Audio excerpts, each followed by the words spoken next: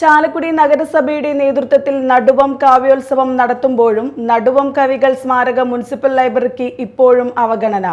നഗരസഭ ഓഫീസിന് തൊട്ടടുത്തുള്ള ലൈബ്രറിയാണ് ഇപ്പോഴും അധികൃതരുടെ അവഗണന നേരിടുന്നത്.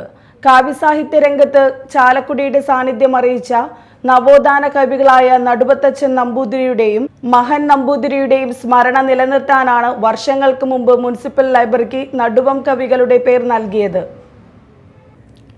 ലൈബ്രറിയുടെ പ്രവർത്തനങ്ങൾ സുഗമമാക്കാനുള്ള ഒരു താൽപ്പര്യവും നഗരസഭാ ഭരണസമിതിയുടെ ഭാഗത്തു നിന്നും ഉണ്ടാകുന്നില്ല.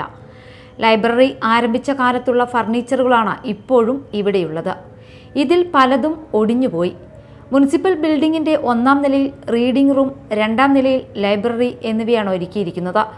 റീഡിംഗ് റൂമിൽ എത്തുന്നവർക്ക് പത്രങ്ങളും ആനുകാലിക പ്രസിദ്ധീകരണങ്ങളും നിന്ന് വായിക്കേണ്ട ഗതികേടാണിപ്പോൾ. ഫാൻ, ലൈറ്റ് എന്നിവയുടെ സൗകര്യവും അപര്യാപ്തമാണ്. ലൈബ്രറിയിൽ ആണെങ്കിൽ കാലുകുത്താൻ പോലും സ്ഥലമില്ല.